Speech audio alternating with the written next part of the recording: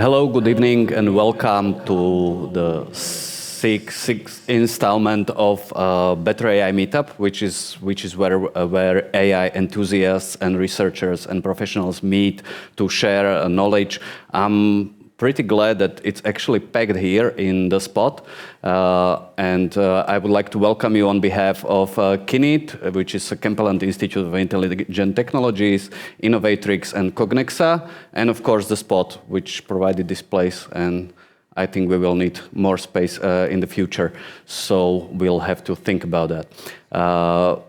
The topic of today's Better AI Meetup will be generative AI, which is something that I'm sure you played a lot in the past few months with. I'm sure you tried some Midjourney or Stable Diffusion or DALL-E, or maybe posted some really silly questions to ChatGPT and then had fun with your colleagues. And today we will have two guys who actually do that, but for a living. And for science as well, but mainly for business uses. So we don't want to. I don't want to hold this for too long. So just a few organizational questions for those of you both here and watching this live over streaming. You can use Slido with hashtag better_AI to post your questions. We won't have microphones passing around here because it's too complicated, and there's frankly too many people here, and I'm sure there will be too many questions as well. First, we will have the two presentations, which are connected because they are on the same topic. And at the end, we will try to answer any and all of the questions until we are either out of questions or out of air. So we will see. Thank you again for coming. Thanks for the sponsors to providing this. And I will now leave the floor to Lukáš, the first of our presenters. He's from Cognexa, and he's also from Technical University. And he will show you how they use generative AI to actually create annotated datasets. So Lukáš, the floor is yours.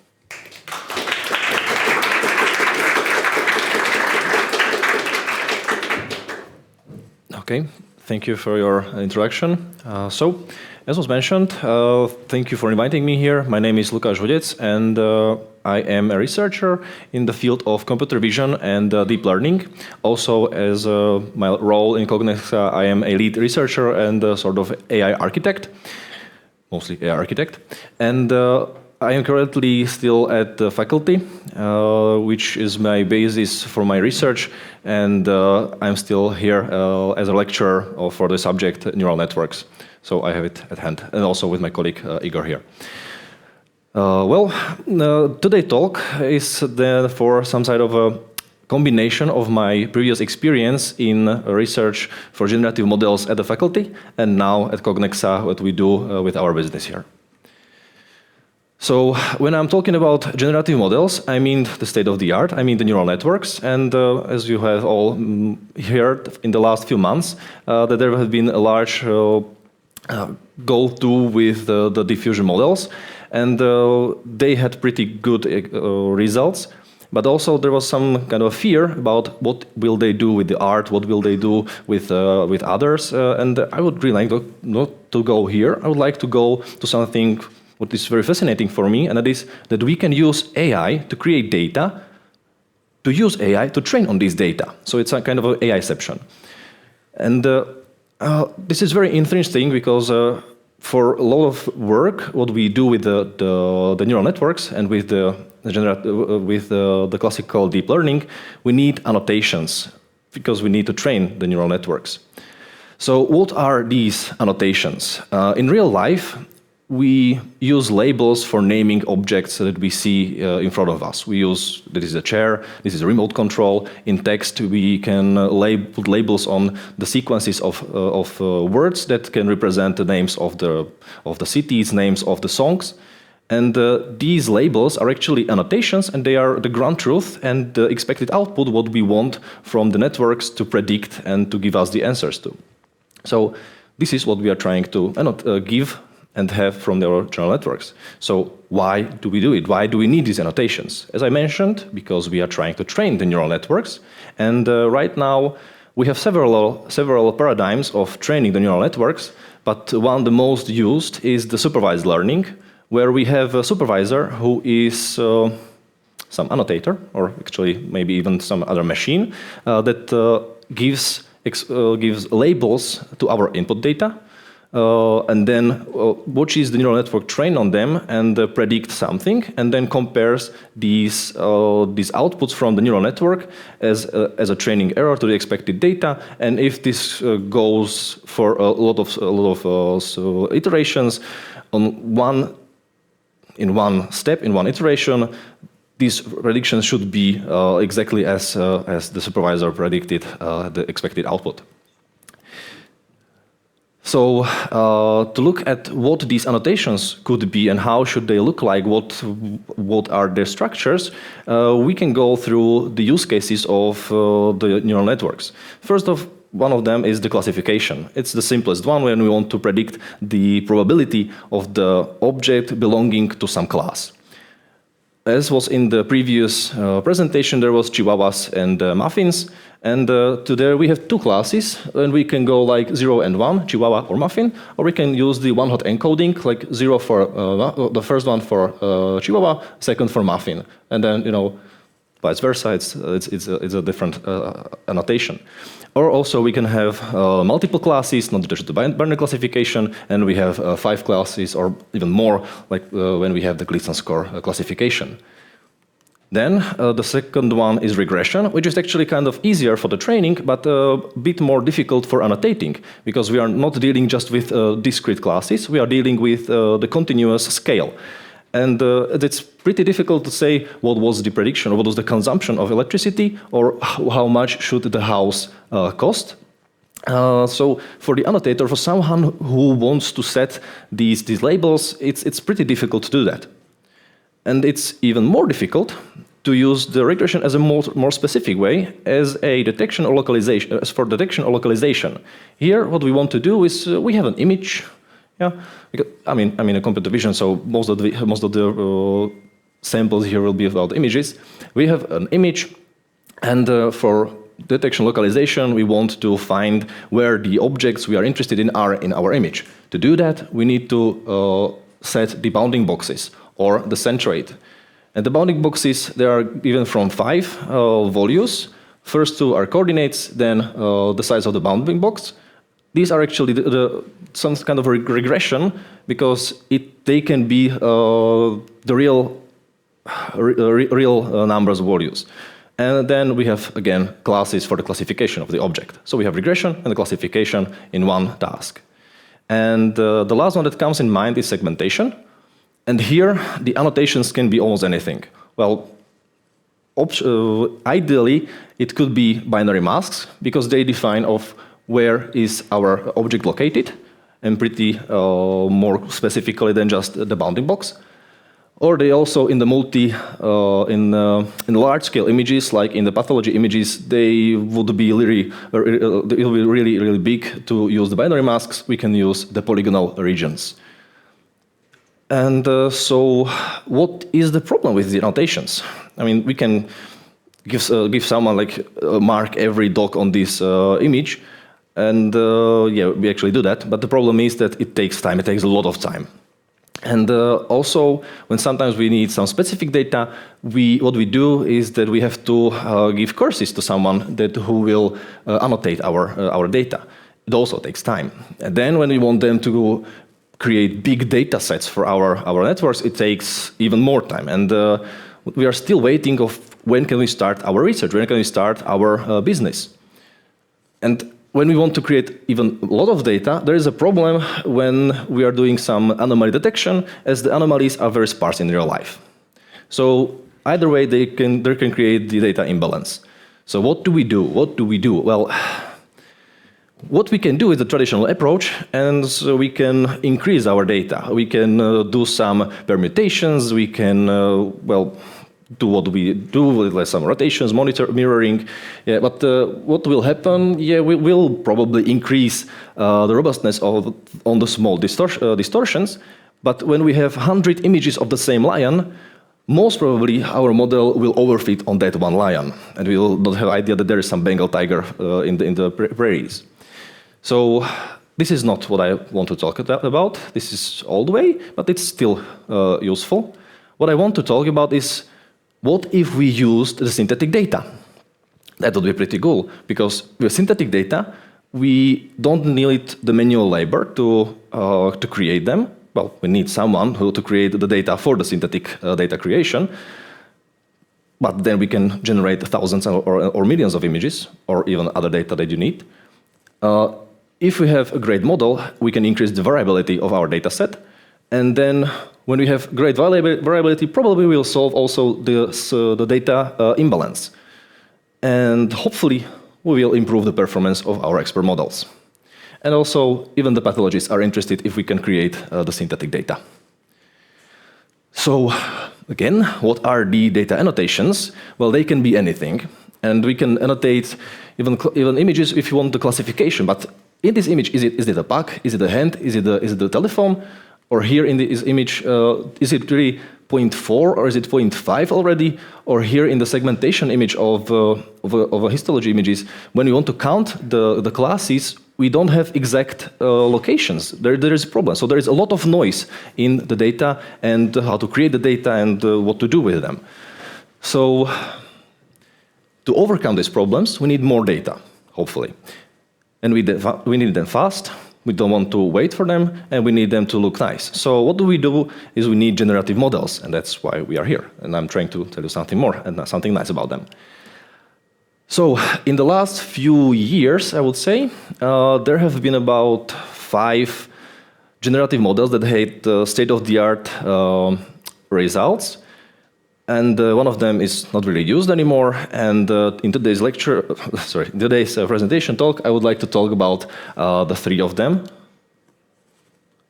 Okay. Which I have a personal experience with. As we can see here, these are the architectures of these 3, or actually 4 networks.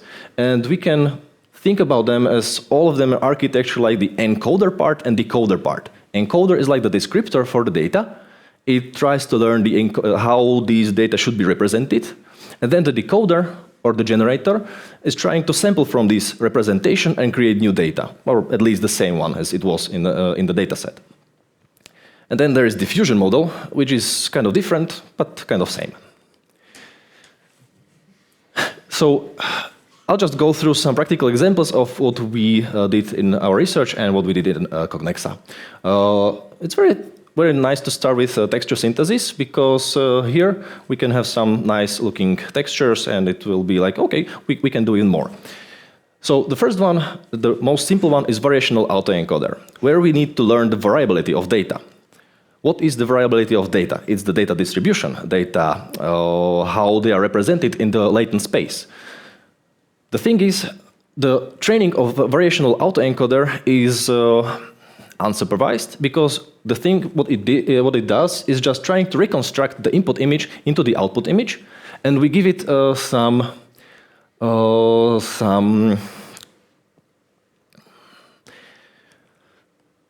regularization term to teach it to have, for us, known distribution of the latent space. And therefore, what we can do is that we know exactly what classes are where in our latent space, because we have the distribution information about them. And therefore, when we then use our generator, or actually the decoder, we know what classes we are generating. So we know the class we want to generate, we want where is it from, and therefore we have the data, and also we have the annotations. Perfect, right? Well, actually no, because that is the problem with variational autoencoders. They have very low quality, and if you have very difficult data, what they do is that they don't have enough learning capacity to train on all of our data, and it will still be something blurry.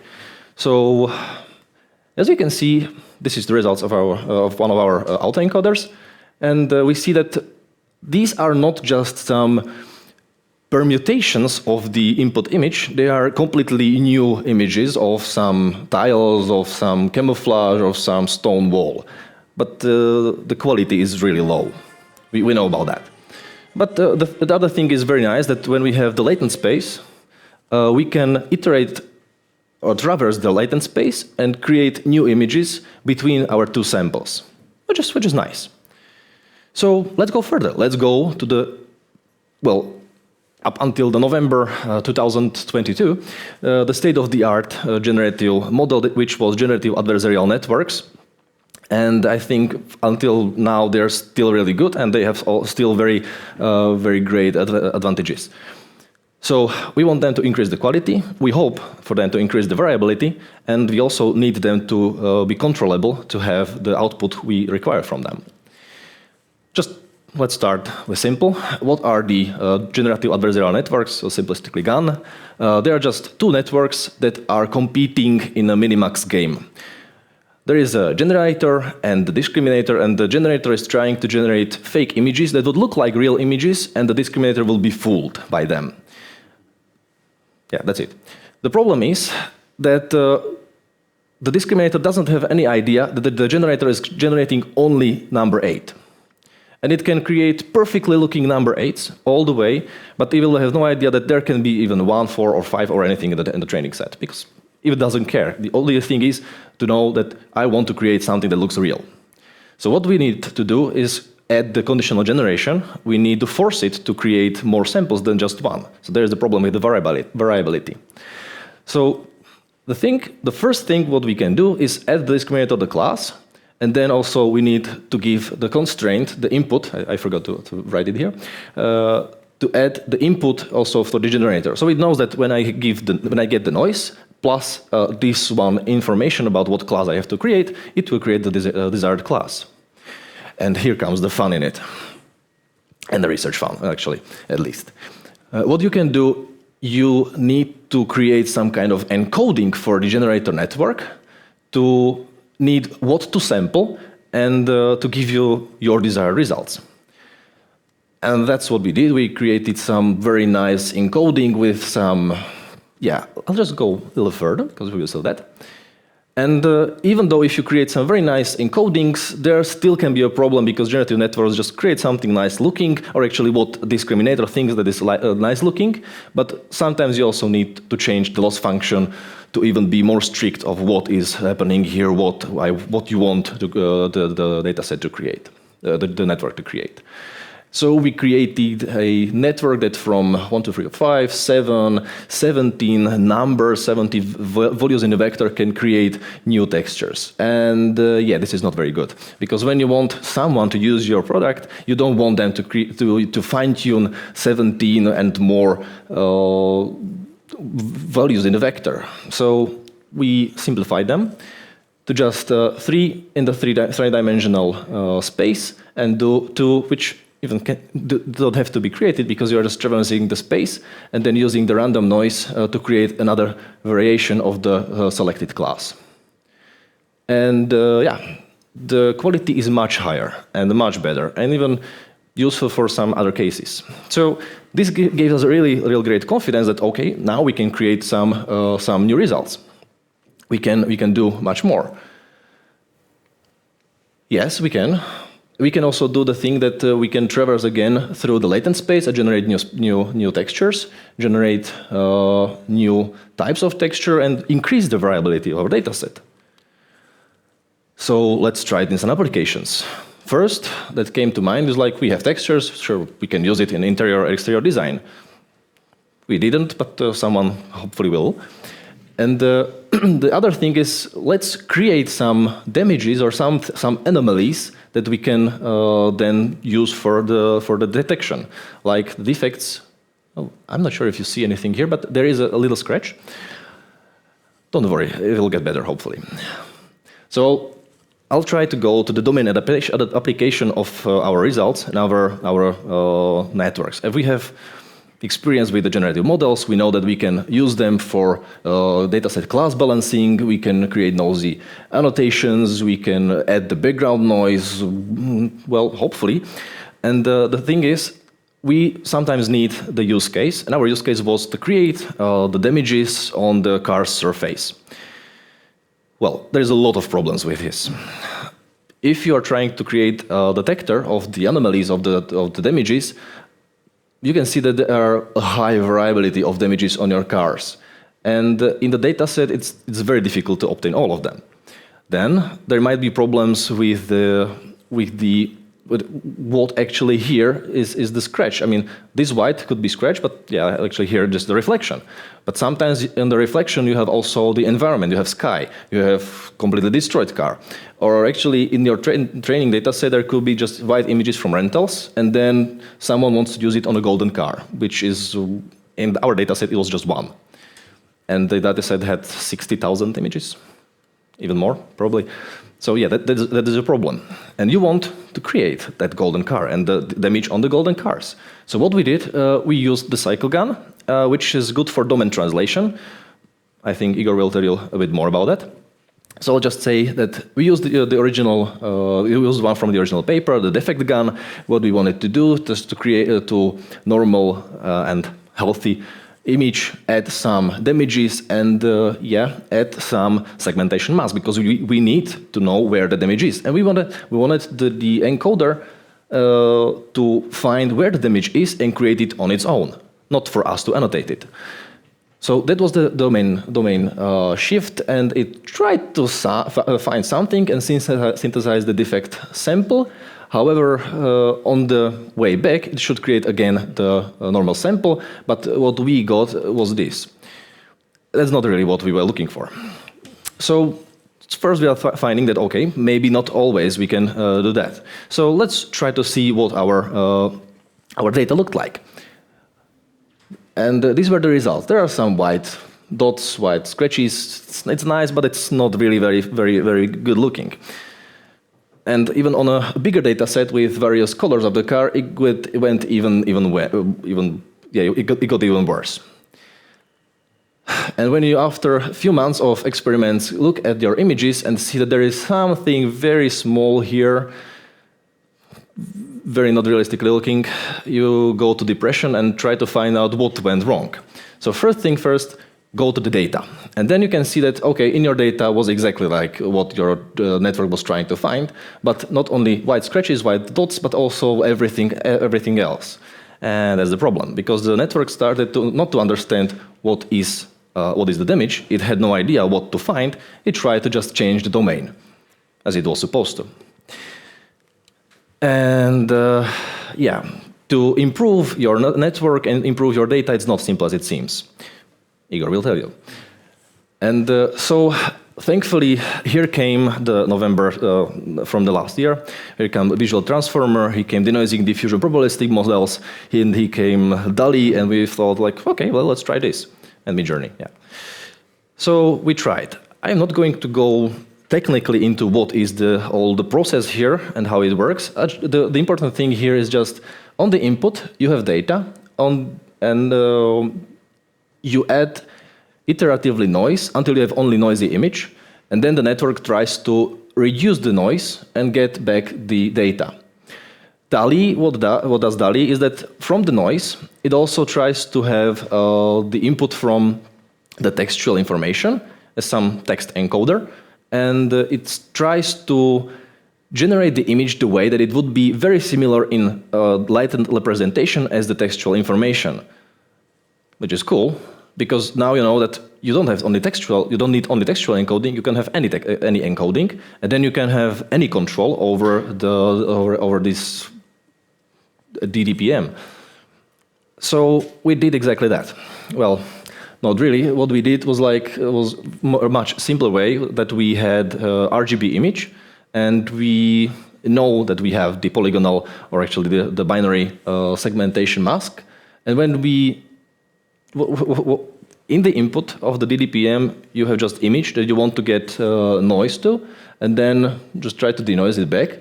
So what does it matter if it's just image, or if it's 5-dimensional, 6-dimensional, if it has 7 or 5 channels? So we just added one channel to it, and all of these images are now synthetically generated.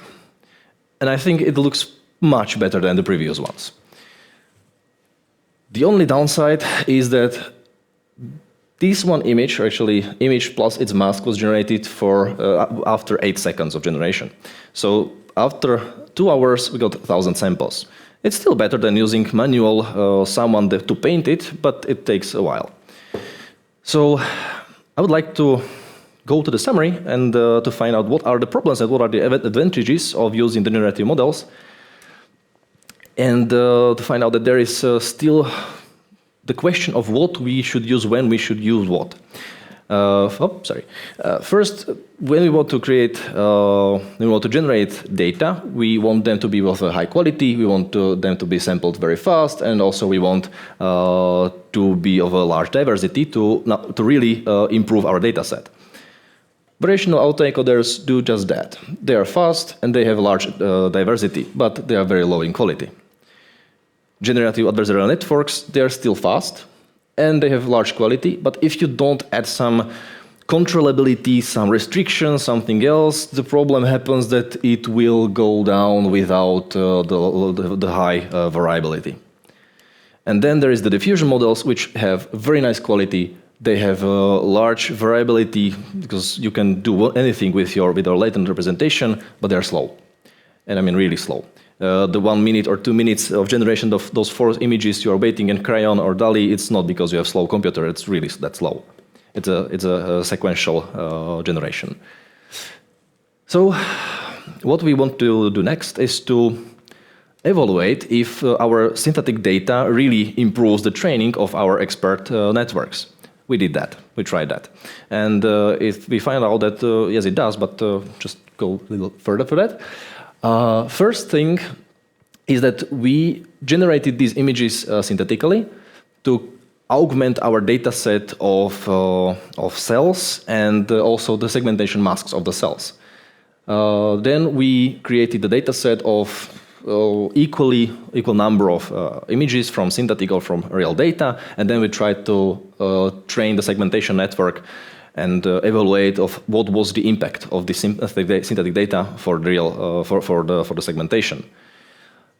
And also there was a large disproportion of the data in the real data set for 1 or 2 classes.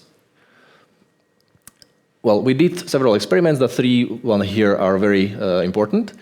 First one is vanilla. We just used all of the real data for the training, and we got some results that we want to compare to. And then we used 25% or 50% of the synthetic data. And we can see that they slightly went better. I mean, this is the I-score, it's not very much, but it got better. And here we can see that some of the segments just disappeared or were more correctly classified.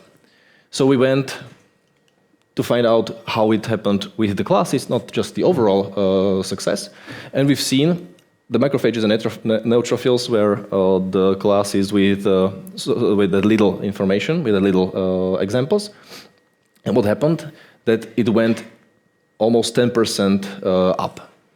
But with a model with the half of the data with synthetic, it went down. The problem is our data weren't really that nice looking.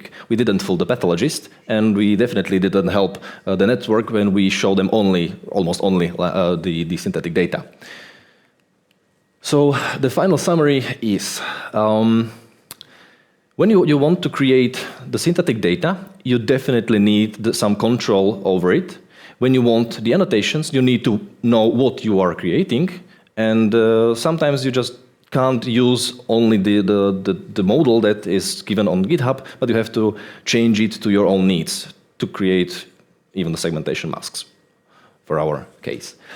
Then, after our evaluation, we found out that the synthetic data can be used for data class balancing, and also they can very much increase the variability of your data, not just some permutations and typical data science improvements that we are very used to, what we do. The biggest improvement is that the synthetic data can really spare the time of the annotators, even though we still need some data to train our networks. But this could be improved by using some semi-automatically generated data, some annotation tools that can help us increase the speed of the annotations, even though they would create the weakly annotated data because the networks can train even on them. And that would be all from me. Thank you for your attention, and well, after the presentations, I will be open for the questions. Thank you very much.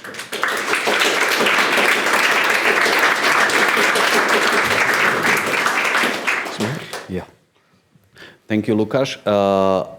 I think, as Lukáš just mentioned, if you have any questions, and I'm sure there's a lot, don't forget to post them on Slido, and we'll get to them after the next presentation, which is another guy who mostly waits for new images to load. So Igor will show you what he's spending his days on. So please welcome him. Igor, it's yours. Thank you, Jan.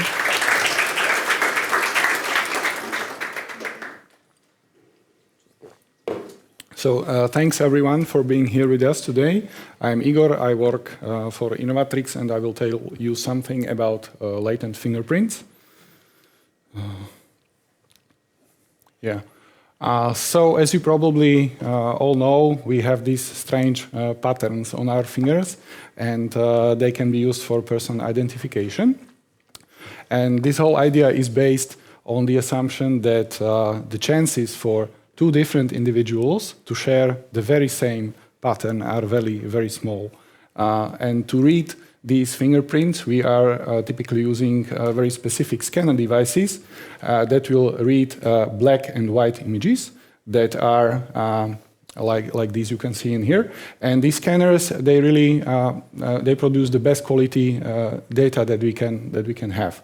And they capture at high resolution in constant DPI, and you get very, very nice looking images. Then there is the other domain, which is called latent domain.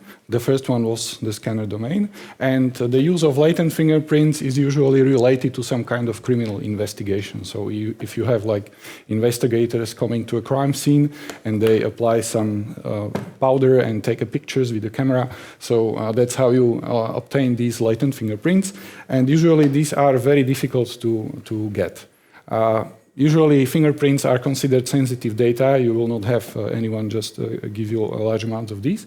And these latent fingerprints are even more rare, even more scarce. So if you want to train algorithms that are built on neural networks, you are going to need a lot of data, but this is really difficult to get data like this.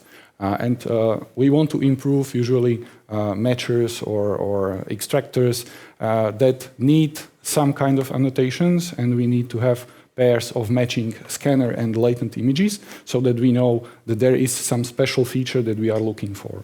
Okay, and these latent fingerprints, they have some, this domain, it has some properties like you will most surely need to do some kind of perspective correction because you cannot always guarantee that the distance between the fingerprint and the camera will always be the same. There will be variable dots per eye, per inch resolution, and also the quality can be quite bad. You can have only small fragments of information in there. It can be blurry. So if you want to do a fingerprint verification, you would typically take two images, have them side by side, and analyze the features that you can find in them to decide if they are a match or not. And typically these might be low-level features like, like the minutia points, and these are basically the endings of ridges or the bifurcation of ridges. Or you can also use high-level features like cores. These would be cores and deltas. And basically you want to decide that, these minutia points, they don't match, they don't align, so there is a good chance that these persons are not the same, okay? What we want is to get matching pairs of data, and there's not really a lot of them. There is one public data set, which is very good. It is published by the NIST organization. And this data set contains just 10,000 images. And these have been acquired from only 250 individuals, 40 impressions for each person.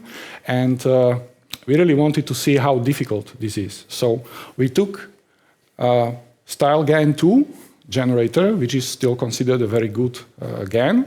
And we tried to make it synthesize images that look like these latent SD302 by NIST. And this is what we get. After 3 hours of training, we get something which looks like single cellular organisms. And after 1 day of training, it is barely getting to get the shape right. And after 4 days, it figured out that these latents, they have these straight lines and a certain polygon clipping mask. But other than that, the model is struggling with the rich structure. It doesn't understand really what fingerprints are. So we tried another approach, and we have used a diffusion model. This has been trained for 3 days. This is nowhere near the state-of-the-art level, but we were just curious how well it does. And these images are cherry-picked. Basically, in the 10,000 image dataset, you have maybe 9,000 images that look like these. So this is the vast majority of what you can find. And images like these and these, you have only a handful of them, maybe a few tens, maybe 100. And you can see that this diffusion model is able to recognize and learn such small detail like the wave structure, the wave pattern on this, maybe it's a sheet of paper, I don't know.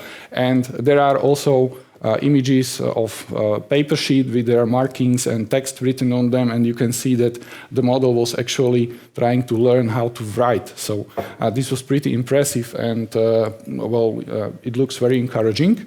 So let's get our task straight. We want to generate pairs of matching scanner and latent images, and we want to improve the performance of our extractor. We can think of this as image-to-image translation problem. More specifically, it is an unpaired image translation because we do not have matching pairs in our dataset, so we need to learn how to get them.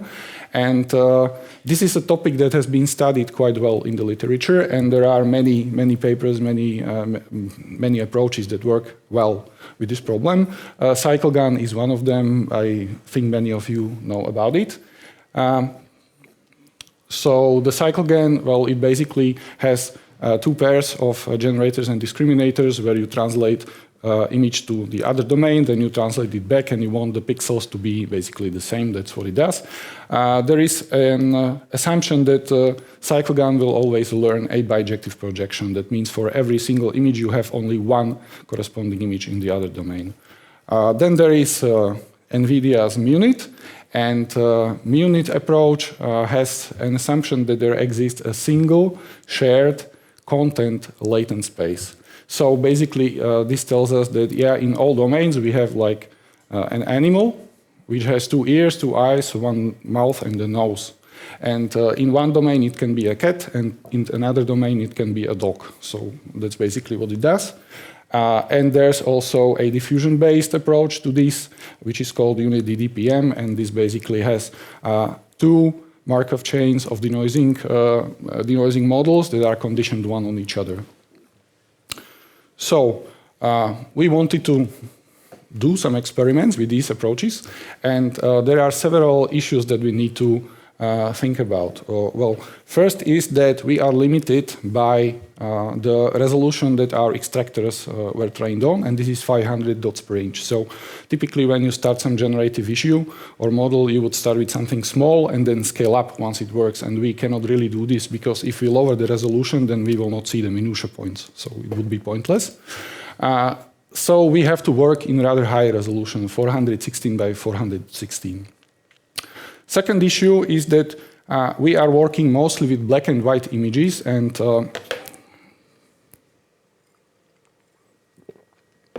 typically you would use a saturated activation function on these generator models, and this means that we are operating on the extremes of the activation function, and these are the regions where there is very little useful gradients. And if you have multiple networks connected after each other, then these networks will not learn very well. So that's a problem.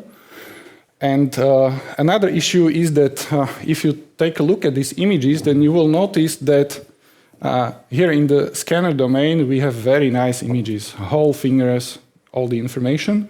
But in the latent domain, there are just fragments. So this automatically tells us we can rule out the MUnit approach because there is no way that there is a common shared space. The information in here is just much lower than the information in here, okay?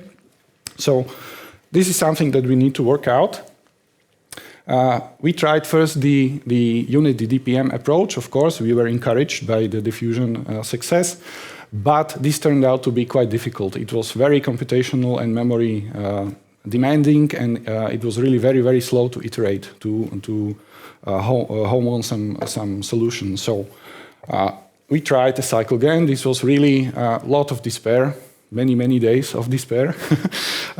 Well, basically, if you want to try something, then you first check out the GitHub repository and try to make the original paper work with the original data, which usually works. And then when you apply the same solution to your own data, then it, of course, doesn't work. And then you have to find out why. And there are basically two most popular architectures that you can use for, again, this is a unit architecture and one that has like these two small downsampling and upsampling blocks, and then a series of residual blocks. And this unit wasn't really working well, even though in the original paper it was the recommended one. So we tried the one with the residual blocks, and our first observation was that if you have 10, 12 maybe residual blocks, then the generator would learn to produce images which are latent, but the patterns on them are not related to the original patterns at all. And this was a problem, because the other generator, it just learned to undo the damage. So the discriminators were happy, loss functions were all great, but the images were not useful at all. So we have experimented and reduced the number of the residual blocks, and this is what we have come up with, surprisingly simple architecture with just 2 residual blocks, and this works. But the problem here is that with each residual block, the receptive field grows just very slightly, and a model like this has no way to learn the concept of the latent fingerprint, because in the scanner domain you have just a plain fingerprint, and in the latent domain you have this shape that goes around it, and it was not able to learn. So we had to help it a little bit, and we have produced an artificially generated polygon mask to guide it a little bit. This is a bit inelegant, but it works, surprisingly. And you can see that this is the image that we got, okay? We have used a deep discriminator. Typically, you will find solutions with a patch-gen discriminator. And a patch-gen will typically just look only at small patches. And this can work with, for example, the aerial maps problem, because even small parts of an aerial map, it just makes sense. But if you have something weird sticking out of your fingerprint that you would immediately recognize, hey, this is not right. So we need a deep discriminator that can see the whole image. And this is hard to train. So, well, after 8 days of training with 2 GPUs, we got these nice looking images, and they are nice. They are definitely latent. But they have a small issue that sometimes the generator, for example, like in this case, would just remove too much useful information. And sometimes, for example, you can notice here and here, it would make up stuff that wasn't present in the original image. And this is problematic for us, because then the original annotations are not reliable, so we don't have a perfect match, okay? So we had to come up with something better, and these are the 4 points that we wanted to improve upon. The first is of course, to preserve the significant minutia points, and to be creative in the areas where there are no significant minutia points. But there is a problem that our model has no concept of minutia points. It doesn't know what they are. So how do we do that?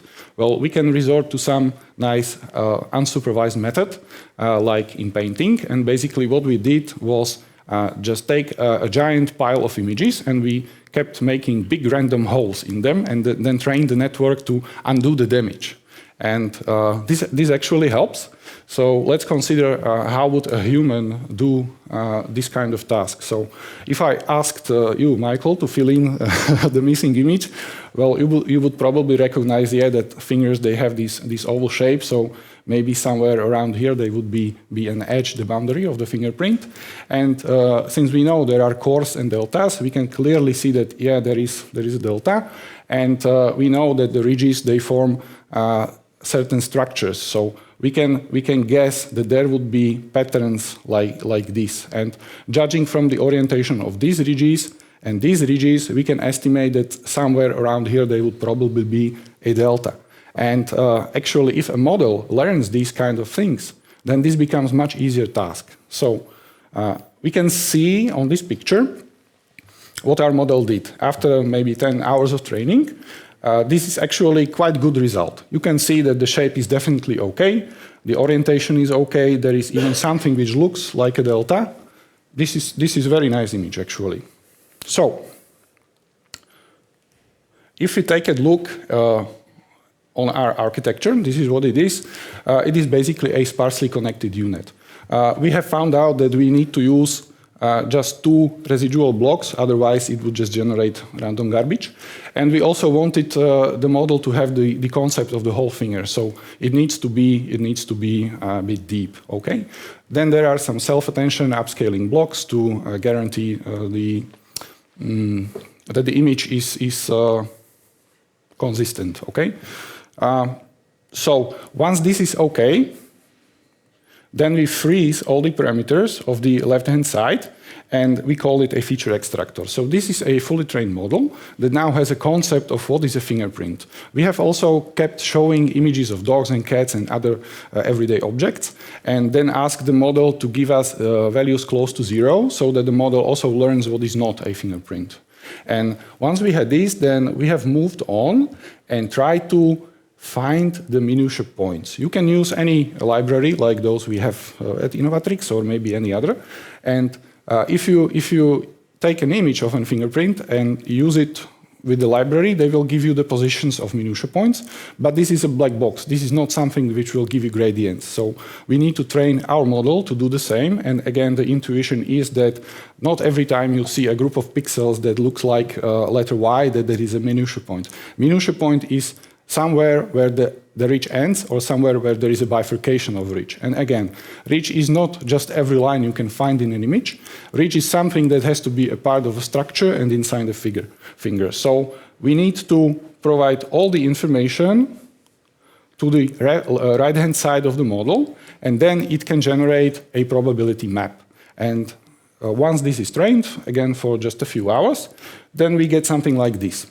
And now you can see that some of these red spots, they are pretty bright. So these are the significant minutia points. This is what we want to preserve. And somewhere here you can see that, yeah, there's something a little bit red, but not as bright. So these are the areas that we care less about, okay? And once we have this, then we can do our first modification to the cycle GAN. This is the basic concept, where we just do pixel L1 distance. And now we insert our models into this loop. And this means that we don't really care how the images look like. We just want the same features to be present and the same minutia points to be present. But our main issue was that the features were not preserved in the latent images. So we have to, again, do something more. But unfortunately for us, we cannot do the same trick with latent images because we don't have something that will give us the minutia points for the latents. But we know that if left unchecked, the cycle GAN will mostly learn to produce similar images. And we can add a third step. Typically you train the generators, then you train the discriminators in an alternating fashion. And now we add a third step, and we will try and learn the latent extractor on interpolated images between what the generator has learned so far since the training has started. And we do this at first by producing interpolations that are closer to the scanner domain, and as the training progresses, then we move ever more towards the more difficult images, okay? And you can see on this animation here that this is the right impulse. This is just a little nudge here and there that keeps the model in connection with also the complete cycle GAN cycle. It keeps it from removing too much useful information and also from making new stuff up. You can see that here, right where this last minutia point is. Oh, come on. Oh. You will see the animation better. So the model, it will learn to stop removing information once there is an important minutia point. Yeah, so this is where the degradation stops, and all the important minutia points are preserved. So, okay, this is nice. So this is how our modified cycle gun looks now. And we can do the same vice versa for the other direction, of course, so no surprise there. So this was the first issue. But we also wanted to get rid of the latent shape, which we had to artificially generate. So we had to use, again, the same architecture, this sparsely connected unit, which is deep enough, and this gives the model chance to fathom the concept of the fingerprint. Okay, and the last issue was the speed, because you don't want to wait 8 times every time you change 8 days every time you change a single parameter. So we have introduced skip layer excitation blocks. These appeared in 2021, and much like in a residual block, you have these skip connections that improve the propagation of gradient in the network. The skip layer excitation blocks actually connect feature maps of different resolutions. So you can make much deeper connections. And if we add these blocks to a discriminator and the generator network, then we can see there is much shorter path from the high resolution down to the lower resolution. And this really improves the learning speed and stability of the training. Okay, so next, what we did was we added a self-regularization technique on real images, and this basically makes the discriminator learn features that are useful for reconstruction of the original image. So we use VGG, this is basically a perception loss, so we force these convolutional layers to learn features that can be later on reconstructed, and this prevents the network from training on some crazy features that you don't want. And finally, we did multi-scale discrimination, and this is our way of mitigating the problem where the latent images, they are just too small. And typically, if you want to translate a very small fragment into the scanner domain where the images are big, the discriminator, it will keep asking for bigger images. This isn't right, these are too small. And the information on this level basically tells us if the image is assembled from the right components, from the right images, right parts. Information on this level tells us if these small fragments, if these small parts are assembled the right way. And if we want to assign different weights to these levels, then we can balance this issue with the discriminator, which keeps asking for bigger images, okay? So this is what we did, and once we got everything working, then we can see this new set of images. First, you can notice that it was trained in just 2 days on a single GPU, so this makes the exploration and hyperparameter tuning much better. We can quickly iterate and find better and more models. And you can also notice that these images, well, they do what we want, because, for example, here in this image, there is an area of a fingerprint which is barely useful to us. There's no information in it. And you can see that in the corresponding latent image, there is just blur. So that's what we want. And for example, this one has a very distinctive ridge pattern, and it is also preserved in the latent. So this gives us better control over the images that we generate, and we can also generate more and different kinds. So yeah, this opened a new door for us. So that is all for me. I thank you for your patience. I think the time is just right, 10 seconds. So if you have any questions, I will be happy to answer them.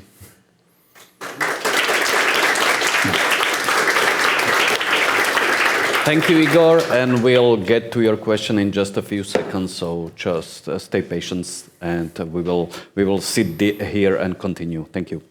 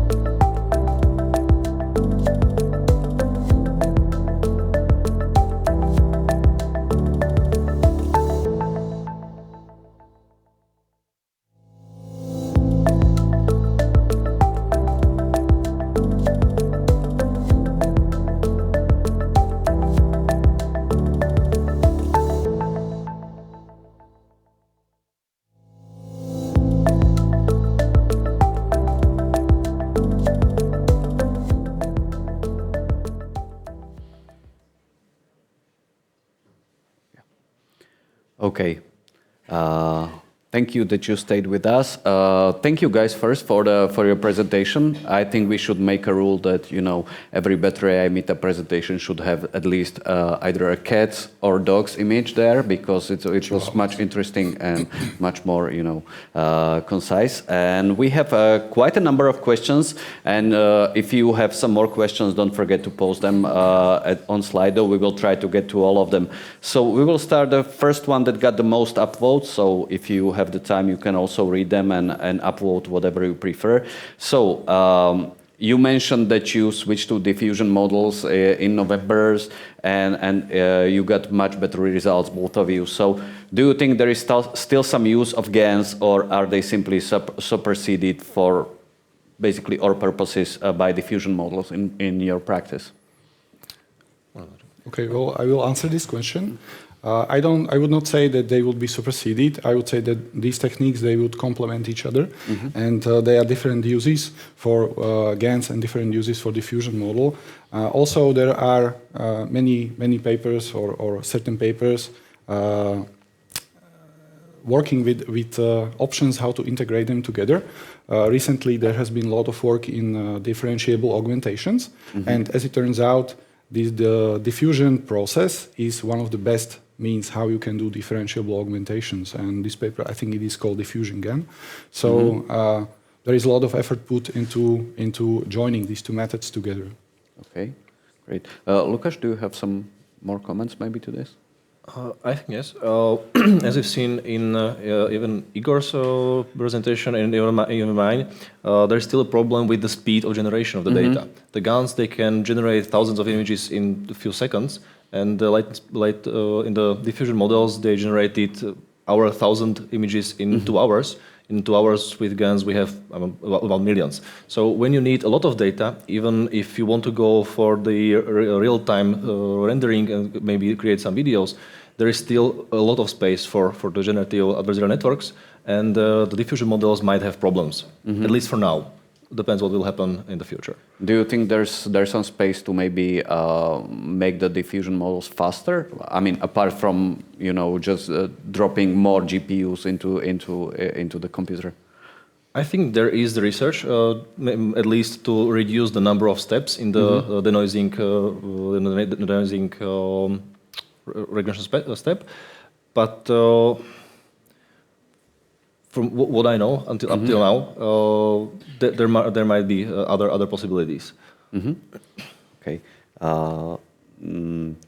On to the next questions. Did you use also synthetic validation set to see whether the model is overfitted on synthetic data? I believe that's a question for me. Our setup was to check whether it performs better on the real data. So we created synthetic data to help the model train on them and also on the real data. But I think it would be kind of foolish to use only synthetic data to improve to test to validate. Yeah, to increase the variability of our validation or test data set, because in our case we didn't have a great quality of the results.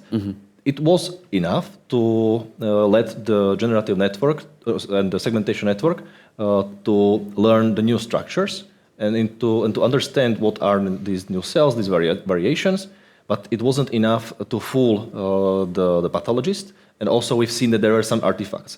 So if we used these data set for the validation, probably we would introduce a new bias into the data, and that would be really not something that we didn't want. So we used only real data for the validation and also for the testing. Yeah, but probably for different use cases, this could be useful way to validate. Yes, I think what Igor presented us, those results looked really good, and I think they could be used also for the validation. Okay, Igor, do you have some comments to that? Well, I would say that this is maybe a different paradigm, because usually you have a fixed data and you would find ways of better architecture and better hyperparameters so that you are tweaking the model. And you can go the other way around. You can have a fixed architecture with fixed hyperparameters, and you do experiments with the data. So you are looking for better training data, for better validation data, and you want to juggle these around to get better results. Oh, okay.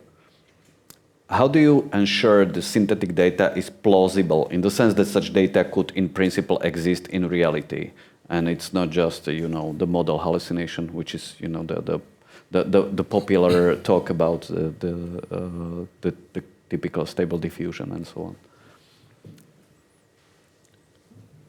Well, for now, as far as I know, it's very difficult to do that. I mean, let's start with something that I had experienced yesterday. There is some kind of small web service that tries to check whether the text was generated by AI. And I tested it on several inputs, and it was about, let's say, 1% of that it really worked. So it's very difficult. If the text, if the image, if the results are very, very nice, and even for the human, difficult to find that if it's synthetic or not. We even cannot annotate them. Just out of air. So we need something and someone to find out that okay, this was synthetic, and this was just this was real, this was hallucination. And I mean, if we are the ones we are trying to train these networks, we can use some other types of the controlling of the network to find okay, these are the, let's say in the pathology, we need to preserve the structure of the cells. So we need to find a way of controlling the generative process to keep the structures, not to make some hallucinations. Okay. Well, I think there is a bit misconception about the word hallucinate, because neural networks, they don't hallucinate, they are functions. And what they do is they learn distributions. So either they can learn the distribution or they don't, but they don't hallucinate. Okay, so yeah, don't talk about hallucinations. But it's a nice word. Yeah, it is. It sounds much better if you have a journalist article talking about hallucinations than just randomly generated noise. Okay, how much data is actually needed to train a diffusion model? You used, and I think it referred to Lukáš, but I'm not sure. 1,500 data points, but is it possible even with less data?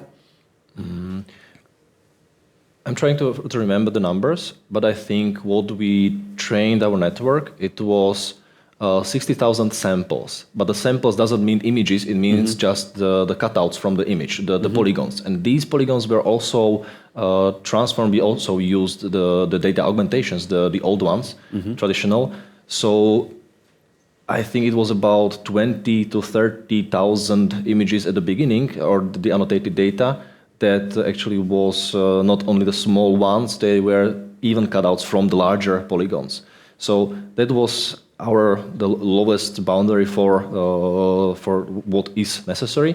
But I think to get even better results, to get more robust results, to get more variation, as we've seen, there was a lot of white cars in our results, and yeah, that was the problem of the network. It learned that the large number of the training data was white.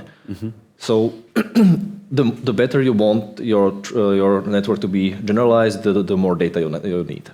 Yeah, especially with such complex things as car scratches, because they can be anywhere on any color. I like the golden car. Yeah, it was very showy. I think this one is again for you, Lukáš, where you presented, the augmented synthetic data. Does the synthetic data in the example that you've shown, where it was like 3 parts real data to 1 part synthetic data, does the synthetic data help because it actually looks good, or because it adds noise that helps to regularize? That is an interesting thinking and idea. I must say we didn't check for this. It is possible because adding noise to data, it really regularizes the training of the network. But given the nature of the generated or the synthetic data from generative networks, they usually have some pattern, some something that we don't want to be in the data, and it's very similar in every input. So this noise was probably something that could even introduce more bias in the data that we've seen in the 50-50 model. So probably what I expect from the data from this model 1 to 3, it actually was more of the structures, not the noise. Okay. Now we have a question. Assume we want to solve some image segmentation task from scratch. Based on your experience, is it better to invest in labeling or generation of synthetic data? Do both. Yeah, definitely. Yeah. The unfortunate answer is that yes, do both, probably because you need both quality data and. I think I would recommend start somewhere. You really need the basis. If you have nothing, you need some data. And then when you have at least something, you can start generating new data. So you can introduce new variability into the data set, and maybe you can spare some money and spare some time on annotating the next more thousands of data that you probably don't need because you have the synthetic data now. Yeah, okay.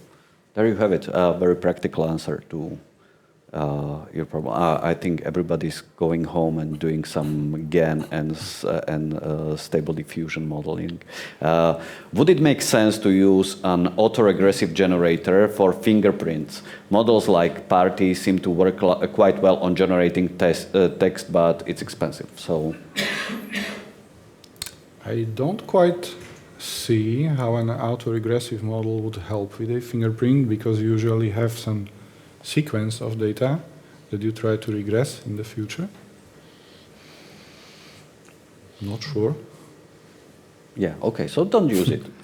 Or maybe do, and come to work for us, and we will do stuff with it. So yeah, what were your costs associated with your training? So this is mostly, I think it's mostly power and buying all the new GPUs, right? Yeah, well, neural networks are no fun when you don't have a GPU. Yeah. So yes. Yeah, as you've seen the days that it took, it was like either 1 or 2 GPUs. So you can imagine that if one GPU is, I don't know, maybe 500 watts. How much is this? I would maybe give you a number. In StyleGAN 2 paper, at the end, they have published a number that they have consumed some 150 megawatts of energy while doing exploration. So if you want to do quality generative models, those are the numbers.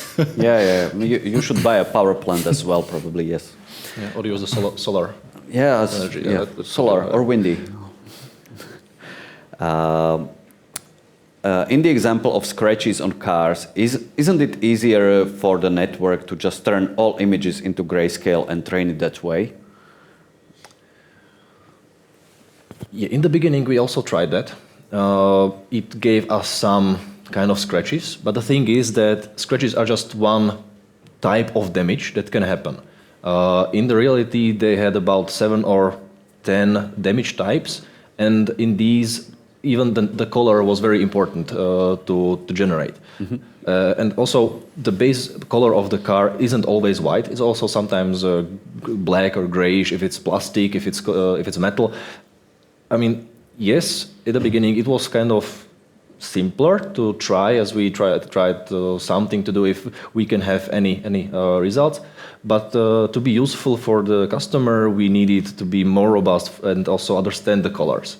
And also understand the color surrounding the scratch and the, let's say, paint peel or something, because even in the paint peel, when the damage is done, the structure isn't only visible color, but also the paint is pulling off. So you need to generate that something like this is happening, and you need to change even the structure of the car, and then you need the color.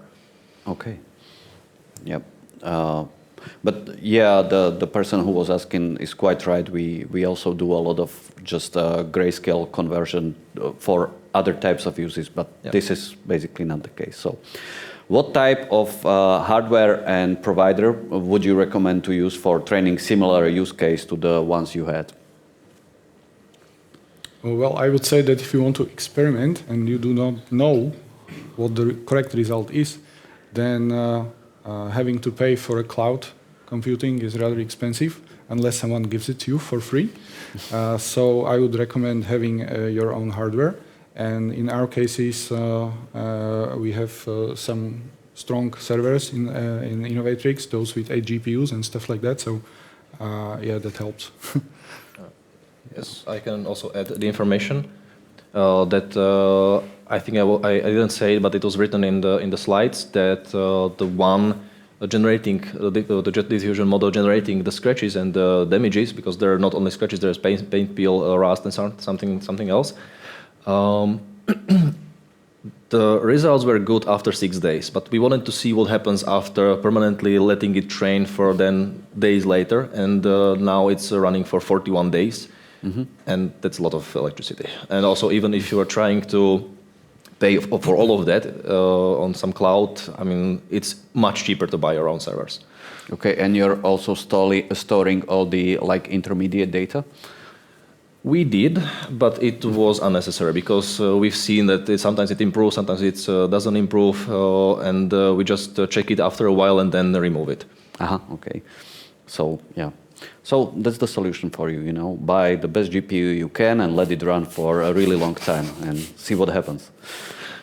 Have you found any interesting ideas in vector graphics generation? Which is basically, illustration and so on. Maybe 3D, 3D creation.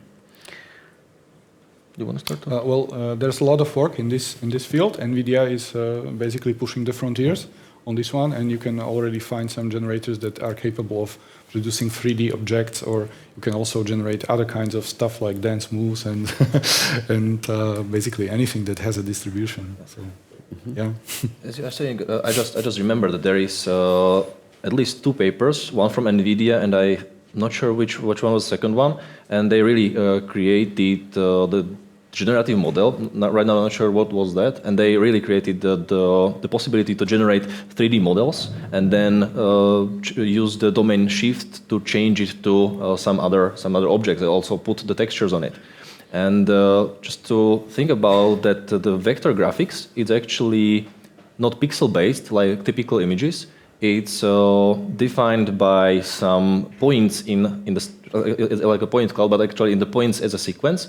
So it could be created not like in the way we presented here, like on the typical images, but in some sequential generator, some sequential network, some probably ChatGPT. Yeah, ChatGPT probably. Mm-hmm. Maybe that could work.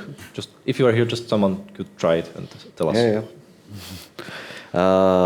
Is it possible to train and fine-tune diffusion models on a single GPU? I would say, I would just say from what I heard, yes, but it would take a long time, but you can correct me. Depends on how big your images are or how big your data is, because the main issue is really how to fit it into the memory. So if you have enough memory, yeah, sure, why not? Actually, we were trying to run it on a single GPU, and then kind of older one to see what it does and what are the possibilities. And yeah, our batch size was, I think, 8 images, and the size of the batch was 64 times 64. We wanted to go higher to 128 and 128, and we ended at 2 images in a batch size, and then we found out that it lost the capability to learn anything. So that was the results. Okay. We touched on this, but I mean, you both the guys are researchers in AI. So, what do you think will come after the diffusion models? We mentioned the GAN and diffusion combination. So, but will there be another revolution, just like we've seen, like in the past few months? I honestly have no idea. I think that even the denoising diffusion models were quite a surprise for all of us to see that they really performed even better than everyone expected. Well, we don't have GPUs to train them or to have the best results. But yeah, for a while there will be modifications. I've seen variational autoencoder generative adversarial networks. It was about a year or 2 years ago. now we can also use the controllability for the diffusion models. Maybe, as Igor said, that diffusions with generative training, something maybe with the new model or with new module of the neural networks, like the transformer. If something else happens, maybe we will get another type of generator. Yeah, so we can generate more dogs for social media. We still have the one more question to fingerprints. Assuming the generated fingerprints were used to improve a fingerprint comparing algorithm, how much do these generated images actually help?